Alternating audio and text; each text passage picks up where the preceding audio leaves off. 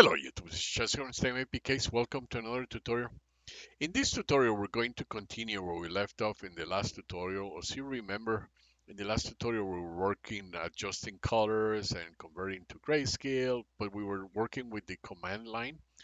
We're going to be working with the command line this time as well, but this time we're going to apply it to GPS coordinates and how to extract metadata from images. As you know, when you take an image, when you take a picture with your mobile phone, basically now that's our cameras nowadays, there will be some metadata with that image. Sometimes when you get an image from the web, a lot of times it's stripped from the metadata for privacy issues. But sometimes when you do use your own images, like in this example that I'm going to show you, I'm going to show you one image that I took with my phone. So this is an image that I took in August, I believe. So that was a few months ago. And if we open it, you can see. Let me just show you the image so you can see it. This is the image that I'm. It's an image from Times Square. That's the ball that they dropped. That was before it went up on New Year's Eve, and then they dropped it. It was a few months ago. That was last year. Well, this image, let's say that if you want to open it, when you run it, let me show you here. When you open it, the link that it comes with it, it will bring you exactly where I took that image. So in this case, as you can see, it's New York City. Okay, just to give you an idea. So it's Google Maps, and it will bring you to the exact location where I took that image. Okay, I do remember like now where I took it. It was right there, and that's the beauty of it. So you can only do this if you have the metadata. Remember that. But basically, that's what we will be doing. I'll show you how to do this, and this is the code that I'm doing. I'm working with the Parse EXIF, which is this crate right here. Very good crate, by the way, very well maintained. And it supports for a few different formats, and that's what I'll be working with. And basically, the code is very self-explanatory. I'm bringing some of the for the file operations and the input output from the standard library. And then here, this is where I'm using the reader, the tag, the value from the EXIF. Here I'm creating this struct that has the latitude, longitude, altitude, and the timestamp. It's optional, so it's excuse me. It's using option T because it might contain a value or it might not contain a value. Here, this is the implementation. It's basically taking the image, is basically it's extracting the GPS metadata. It's reading an image from a file and extracting the GPS metadata into a GPS info struct. Okay, the one that we created right here.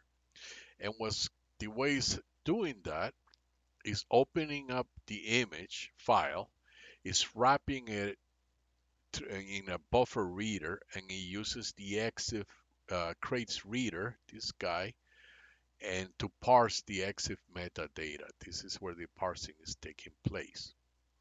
Then it's creating a GPS info based on the struct that we created, and it's going to be having the data.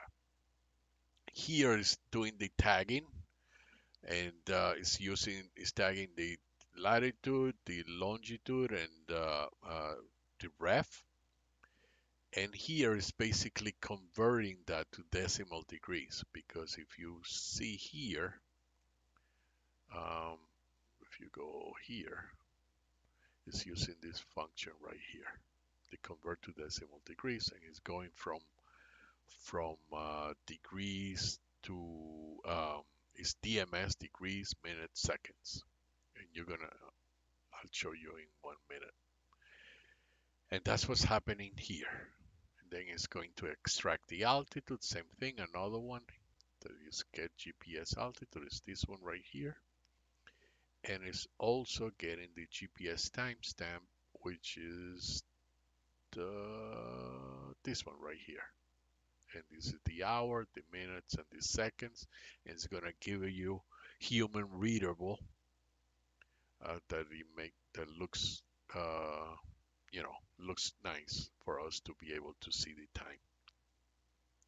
And that's what's doing. I mean, here is doing the location, is getting the location, latitude and longitude, and putting it into the Google Map link.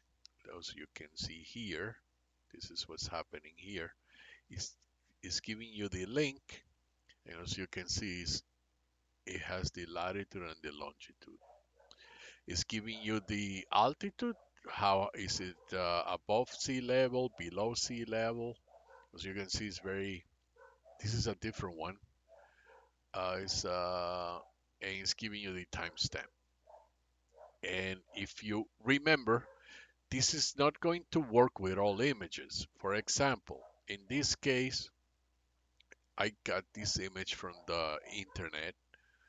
And if you look at it, if you try to look at it using the same code, it's going to be, instead of Times Square, I run Grand Canyon, and it's going to say,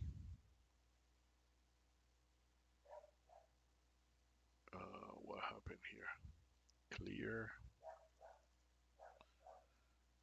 and cargo. And it's going to complain, and it's going to say no GPS information found in this image because it was stripped, more likely for privacy reasons, being that it's a I think I got it from the web as a Facebook page. Facebook more likely will strip the metadata for privacy reasons. But if I now run it on one of my images that I took in my mobile phone, I know I didn't strip the metadata. And let's say this is an image that I took a few years ago in Italy. And if I look at it, you can see that when I open it, it has the metadata 45 and 9.4.